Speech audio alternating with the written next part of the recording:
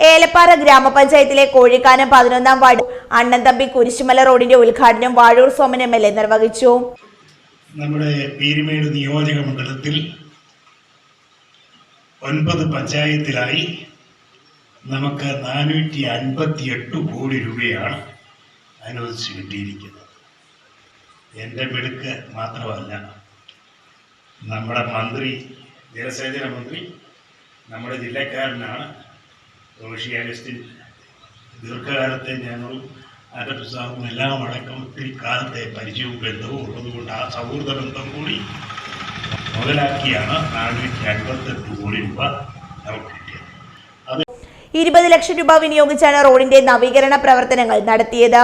യോഗത്തിന് ward member Ajitha Vavachan അധ്യക്ഷത വഹിച്ചു. മുൻ ജില്ലാ panchayat standing committee chairman Andappan N Jacob, CPI നേതാവ് Sahadevan, Sasi pastor, Abraham pastor എന്നിവർ ആശംസകൾ അർപ്പിച്ച് സംസാരിച്ചു. യോഗത്തിൽ SSLC+2 പരീക്ഷകളിൽ A+ നേടിയ വിദ്യാർത്ഥികളെ ആദരിച്ചു.